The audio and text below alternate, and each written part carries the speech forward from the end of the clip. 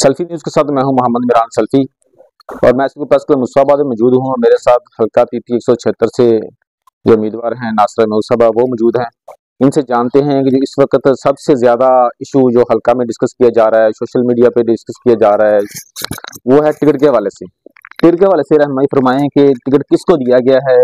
किसी के पास टिकट है, किसी के पास लिस्ट है, और सोशल मीडिया पे कुछ लोग कह रहे हैं किसी के पास जमीन का कब्जा है, किसी के पास कागजात हैं। और ये भी जो खास करके पीटीआई के लोग नहीं है वो भी कह रहे हैं कि ये कैसी पार्टी है। यहाँ पे कोई फैसले की समझ नहीं आ रही कि खान का फैसला कौन सा है और नीचे वालों का फैसला कौन सा है। कौन से लोग हैं जो इस सारे सिस्टम में पार्टी को नुकसान पहुंचा रहे हैं। टिकट के हवाले से रहनुमाई फरमाएं, और कौन से लोग हैं जो इस वाले से जो गलतफहमियां पैदा करके जो पार्टी को नुकसान पहुंचाने की कोशिश कर रहे हैं, वो कौन लोग हैं? जी शुक्रिया। बिस्मिल्लाहिर्रहमानिर्रहीम।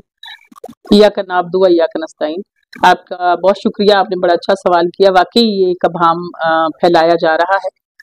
देखिए, सबसे पहले तो मैं आपसे ये कहूंगी कि 13 जनवरी को जिस दिन रिटर्निंग ऑफिसर को टिकट जमा कराना था, उस दिन पार्टी ने मुझे टिकट दिया, खान साहब ने मुझे नामजद किया और खान साहब की अप्रूवल से मुझे टिकट दिया गया और मैंने वो टिकट रिटर्निंग अफसर को कसूर में जमा भी करवा दिया। उसके बाद हमें सिंबल अलॉट हो गए। सारी दुनिया देख रही है कि हमसे हमारा बल्ला छीन लिया गया और तमाम नुमाइंदों को डिफरेंट निशान अलॉट कर दिए गए। मेरे साथ कोई खास शफकत की गई कि मुझे मेरे पैनल का भी निशान नहीं दिया गया। कुछ जैसे हमारे पैनल में मकसूद साहब अंसारी साहब हैं, मेहर सलीम साहब हैं, बैरिस्टर शाहिद साहब हैं और मैं, तो उनको एक सिंबल मिल गया लेकिन मुझे वो सिंबल भी नहीं दिया गया रिटर्निंग ऑफिसर के वहां से। बहरहाल मैं ये समझती हूँ कि सिंबल जो है वो कोई मायने नहीं रखता। आज जो तहरीके इंसाफ के नुमाइंदों के साथ पाकिस्तान में हो रहा है उससे पूरी दुनिया वाकिफ है। अवाम बाशऊर हैं और वो जानते हैं कि ये तमाम खेल किस लिए रचाया गया है कि अगर हम सिंबल छीन लेंगे तो लोग कंफ्यूज हो जाएंगे। उसमें किसी हद तक देहातों में इस चीज को एक्सप्लेन करना, बताना थोड़ा सा वो है, चूंकि वक्त बहुत कम है। जहां तक आप पार्टी की बात कर रहे हैं कि पार्टी ने, तो पार्टी में जो फैसले हैं वो तो खान साहब के ही फैसले हैं। इमरान खान साहब ने ही फैसला किया कि उन्होंने मुझे टिकट अनाउंस किया और इससे पहले भी खान साहब ने मुझे ज्वाइन जब मैंने किया तब भी खान साहब ने अप्रैल 2023 में मुझे ही टिकट दिया। 2024 में भी खान साहब ने मेरा ही नाम अप्रूव किया और नाम अप्रूव करने के बाद मुझे टिकट भी दिया। फिर अभी जो है ये सोशल मीडिया पे, अब सोशल मीडिया तो सोशल मीडिया को आप भी समझते हैं, मैं भी समझती हूँ, जो जितना ज्यादा इसमें महारत हासिल रखता है सोशल मीडिया पर उसके मुताबिक वो कभी किसका नाम चल जाता है, कभी किसी का नाम चल जाता है। तो ये एक इस तरह की चीज है जो इस वक्त बहरहाल मेरे कंट्रोल में नहीं है। लेकिन मैं ये आपको बड़े वसूख से कहती हूँ कि खान साहब ने मुझे टिकट दिया है और वो टिकट, दूसरा टिकट भी मेरे पास मौजूद है और वो टिकट मैंने जमा भी करा दिया है। उनकी तस्वीर भी मेरे पास मौजूद है। जब मैंने वो जमा कराया रिटर्निंग अफसर को, वो वीडियोस भी, वो तमाम चीजें भी मौजूद हैं। उसके बाद एक लिस्ट बनती है, वो लिस्ट जो है वो जहां भी बनी है मैं उसके बारे में कुछ नहीं कह सकती। उसमें जो है मेरे मद्दे मुकाबिल उनका नाम आ गया। अब उस लिस्ट को जब दोबारा मैंने वेरीफाई किया ऊपर से, तो वहां पे अभी 2 दिन पहले एक पोर्टल चला जिसमें जो है वो मेरा नाम और मेरा सिंबल के साथ वो पोर्टल चला।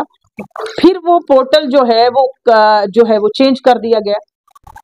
तो इसमें इतनी अनसर्टिनिटी है कि अवाम को, एक एक शख्स को ये समझाना, ये आप दुरुस्त फरमा रहे हैं कि बड़ा मुश्किल हुआ हुआ है इस वक्त।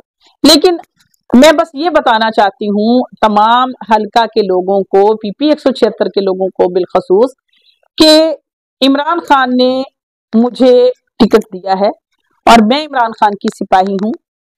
जो लोग ये कहते थे कि 9 मई के बाद मैं कहीं चली जाऊंगी, मैंने ये साबित किया कि मैं खान साहब के साथ खड़ी हूँ, खड़ी थी और खड़ी रहूंगी।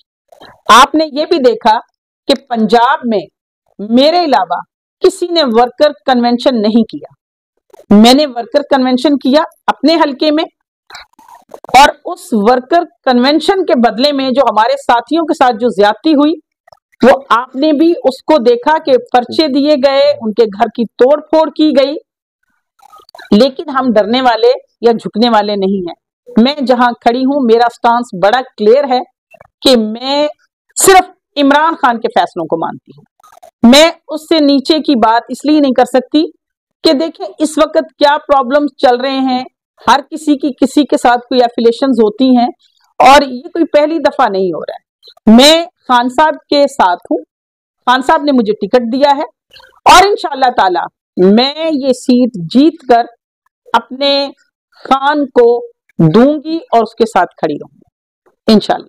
क्या समझती हैं ये कंफ्यूजन दूर करना बहुत जरूरी है, क्योंकि इस वक्त जो पाकिस्तान में खास करके जो जितना वोट बैंक का इजाफा हुआ है इमरान खान का, वो अपनी मिसालात है।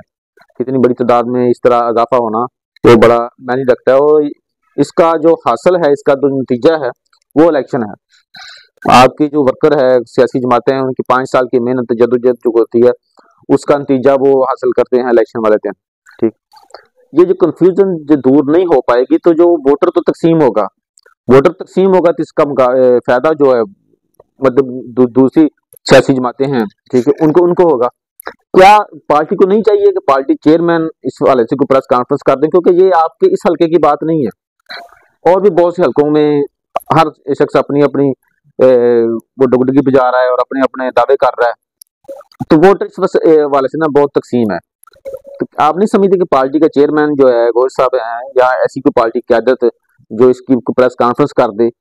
लिस्ट कुछ लोग तो मतलब लिस्ट के वाले से भी कह रहे हैं कि ये पार्टी की लिस्ट ही है, लेकिन पार्टी की लिस्ट भी चेयरमैन ने तो नहीं की। इस वाले से क्या पार्टी को तजवीज देंगे कि किस तरह पार्टी क्लियर करेगी कौन सा उम्मीदवार हमारा? देखिए, पार्टी ने तो क्लियर कर दिया, मैं समझती हूँ कि जब टिकट दे दिया तो ये चीज क्लियर हो गई। अब उसके बाद क्योंकि मैंने आपसे कहा कि क्योंकि अगर बल्ले का निशान ही रहता तो ये कंफ्यूजन ना होती। बिल्कुल, ये कंफ्यूजन बकायदा प्लांटेड की गई है और इसमें बहुत सारी चीजें इन्वॉल्व हैं। मतलब मेरे पास इस चीज का कोई वो नहीं है, लेकिन इट्स क्लियरली ये हमें दिखा रहा है कि इसमें बहुत सारी चीजें प्लांटेड की गई हैं ताकि ये कंफ्यूजन इस तरह से बरकरार रहे। और ये इंशाअल्लाह ताला ये कंफ्यूजन, अब ये बात दुरुस्त है कि वक्त बहुत कम रह गया है, लेकिन ये कंफ्यूजन भी इंशाल्लाह दूर हो जाएगी और हो सकता है पार्टी भी इस बारे में यकीनन, मेरा चूंकि किसी से कोई राब्ता उस तरीके से तो नहीं हुआ कि इसके बारे में आप लोग क्या कर रहे हैं, हर शख्स ही कंफ्यूज है, हर शख्स ही इस हाल से परेशान है, तो यकीनन उसको कोई ना कोई देख रहे होंगे।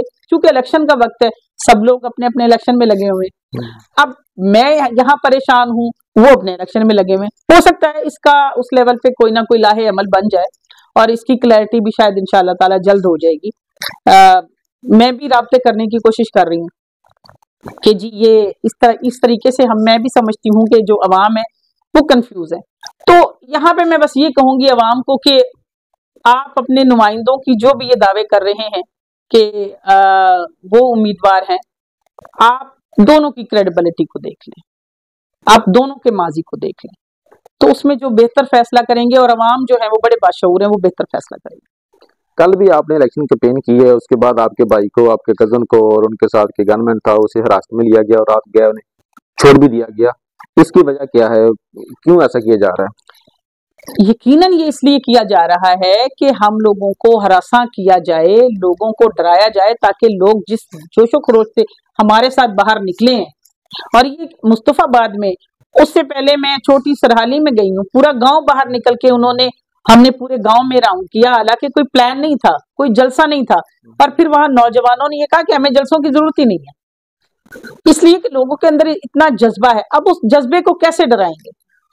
ये तरीकाकार होता है, गरीब आदमी है, अगर उसको 2 दिन के लिए या 1 दिन के लिए थाने में हवालात में बंद कर दिया जाएगा तो बेचारा डर तो जाएगा।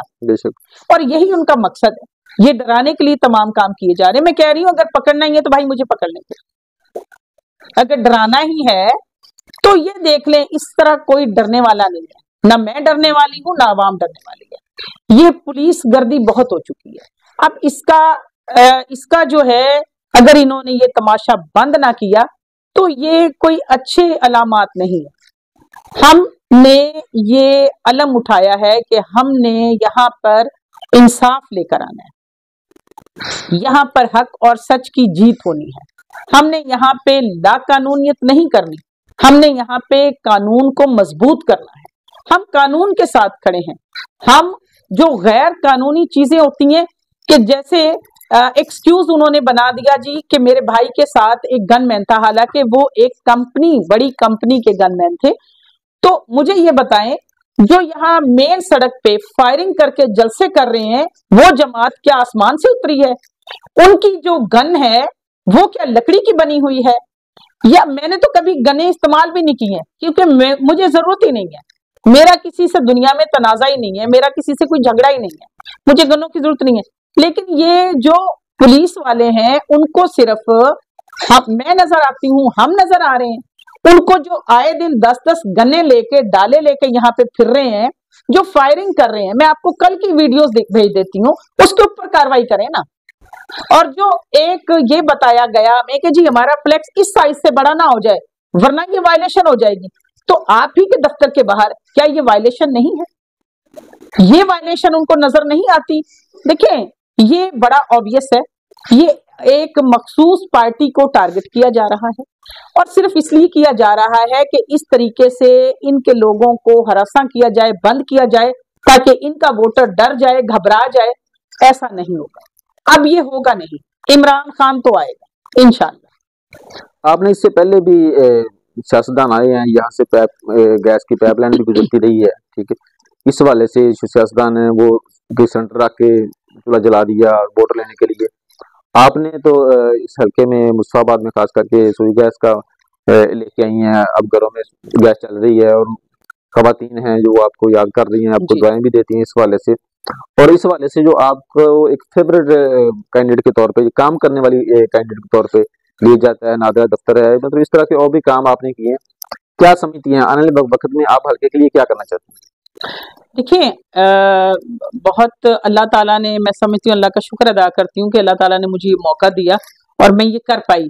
और मुझे अब कैंपेन करते हुए भी बड़ा मुझे अच्छा लगता है। जब मैं खवातीन के पास कल भी जैसे गई हूँ मुस्तफाबाद में, तो उससे पहले खवातीन उठ के ये कह रही हैं, बाजी हम तो आपका एहसान कभी नहीं भूल सकते, आपने हमारी जान छुड़ा दी है धुएं के साथ, लकड़ियों के साथ। तो इंशाअल्लाह ताला ये वो लोग हैं जो अगर आप उनके लिए कुछ करते हैं तो वो आपको याद रखते हैं। और आने वाले वक्त में पूरे हल्के के लिए मैं सूबाई का इलेक्शन लड़ रही हूँ। मेरे जहन में तो खैर बहुत सारे काम है। अगर अल्लाह ताला मुझे इतने इख्तियारात देता है, मुझे मौका देता है, तो सबसे पहले तो देखें जी, ये भी टाउन है और राजा जंग भी टाउन है। राजा जंग में भी मैंने सुई गैस दी, मैंने लखनकी में भी सुई गैस दी। अब जहां जहां सबसे पहले जी साफ जो पीने का पानी और जो निकासी का जो सिस्टम है ना, वो बहुत नाकिस है और इस पर कभी कोई तवज्जो नहीं देता। उसके बाद आप हॉस्पिटल पर आ जाए कि हमारा जो मुस्तफाबाद का हॉस्पिटल है ये सदियों से बना हुआ है और उसकी जमीन भी बहुत ज्यादा है, लेकिन उसमें तो मैं समझती हूँ कि कोई शायद इंजेक्शन लगाने वाले भी कोई कम ही बैठे होते हैं। तो मेरा ये ख्वाब है कि ये DHQ की तरह एक बड़ा हॉस्पिटल मुस्तफाबाद में हो, क्योंकि इसके साथ गिरदो नवा में बहुत सारे देहात हैं जहां से लोग बीमारी की हालत में इस तरह लाहौर पहुंचते या कसूर पहुंचते पहुंचते तो बेचारे दुनिया से चले जाते हैं। तो ये भी मेरा एक बहुत बड़ा ख्वाब है कि मैं, अल्लाह ताला मुझे मौका दे तो मुझे ये करना है। और साफ पानी जब होगा और निकासी जब होगी ना, और तालीम का निज़ाम बेहतर होगा। देहातों में अगर आप जाएं तो खवातीन ये कहते हैं कि बाजी हमारे गांव में, छोटे छोटे गांव में, वहां पे स्कूल ही नहीं है। तो भाई ये स्कूल जो तालीम है ये तो इतनी जरूरी है, मैं समझती हूँ खाने से भी ज्यादा जरूरी है कि हमारे देहात के बच्चे और बच्चियां तालीम हासिल इसलिए नहीं कर सकते क्योंकि वहां पे स्कूल नहीं है। तो ये स्कूलों का निज़ाम, पानी का निज़ाम, हॉस्पिटल का निज़ाम, और सबसे बढ़ के मुझे थानों में ये जो टाउट गिरी है ना, इसको खत्म करना है। मुझे जो है यहाँ पे इंसाफ लेकर आना है। मैं चाहती हूँ कि किसी गरीब को थाने जाने के लिए किसी चौधरी की जरूरत ना पड़े, उसको किसी MPA के टेलीफोन की जरूरत ना पड़े। वहां पे ऐसा सिस्टम हो, ऐसा SHO बैठा हो जिसको ये पता हो कि उसके ऊपर चेक एंड बैलेंस हो रहा है। ये मेरी ख्वाहिश है। मैं नहीं जानती कि मैं इसको किस हद तक पूरा कर पाऊंगी या किस हद तक नहीं कर पाऊंगी, लेकिन ये मेरी ख्वाहिश जरूर है। हल्के में जो बड़ा इशू होता है वो होता है करप्शन। जो इस वक्त जो ठेके होते हैं उसमें तो जो कमीशन है वो एक जिस तरह मतलब लीगल तौर पे उसको लीगली एक्सेप्ट कर लिया जाता है, इस तरह तस्लीम कर लिया गया है। और पटवार खानों में आप हल्के में हैं, हल्के से सुनती रही होंगी कि यहाँ पे पटवार खाने भी बिकते हैं, यहाँ थाने भी बिकते हैं, सिस्टम चलता है, बांट लेते हैं और नौकरियां भी बिकती हैं जी। तो आप सरकार होके इसकी रोकथाम के लिए क्या करेंगे? देखिए, मेरे पास जो भी इक़्तिदार आया था उसमें अमली तौर पे जो मैंने किया था वो आवाम जानते हैं कि नौकरियां भी मैंने बहुत दी, और इस तरह ही दी कि अगर राह चलते कोई गरीब मेरे पास आ गया है और उसकी एग्जाम्पल्स मौजूद हैं, वो लोग मौजूद हैं, तो मैंने उनको नौकरियां दी, और बगैर किसी के कोई उसके साथ बड़ी शख्सियत आए तो मैं उसको नौकरी दूं, नहीं। और दूसरी बात ये है कि ये जो आपने बताया, मैं ये हमेशा कहती हूँ कि मेरी सियासत जो है वो खिदमत से रिलेटेड है, और मेरा ख्याल है इतने सालों में इस बात को लोग समझ ही गए होंगे कि सियासत मेरा सोर्स ऑफ इनकम नहीं है। सियासत मेरा मिशन है कि मैं लोगों की खिदमत कर सकूं और इस निज़ाम को बदलने में अपना थोड़ा सा हिस्सा डाल सकूं। जहां तक ठेकों की, पटवारियों की, थानों के जो हिस्सों की बात है, ये मैं भी सुन रही हूँ। इसको खत्म क्यों नहीं किया जा सकता, एज लॉन्ग एज कि आप ये चाहते हैं। मैंने जब सुई गैस का काम करवाया था, जितना फंड सुई गैस के लिए दिया जाता है, आप इस बात को समझते हैं, उसमें कोई कमीशन नहीं होता, और जो सड़कों, सोलंग, नाली के लिए जो चीजें दी जाती हैं उसमें लोग कमीशन वगैरह लेते हैं। खैर, मेरा कोई ऐसा एक्सपीरियंस नहीं है, और मैं ये चाहूंगी कि मैं इस निज़ाम को बदलूंगी। इंशाल्लाह आप देखेंगे कि यहाँ ना तो पटवारियों के साथ कोई सौदेबाजी होगी, और ना ही यहाँ नौकरियां बिकेंगी, ना ही मैंने कभी ये किया है, और ना ही यहाँ पे थाने में कोई टाउट बैठा होगा कि जिसको एक थाना दे दिया जाए कि जी आपने उस थाने को डील करना है। मेरा मकसद भी तो यही है। मैं दूसरे मुल्क की, बरतानिया की शहरियत छोड़कर मैं यहाँ पे करप्शन करने तो बहरहाल मैं इमरान भाई यहाँ नहीं है, और ना ये मेरा मिशन है। अगर ये होता तो जब मैं उस वक्त 2008 से लेकर 2013 तक एक इक़्तिदार में थी, तो उस वक्त मेरे पास बड़ा मौका था कि मैं इस तरह के काम करती।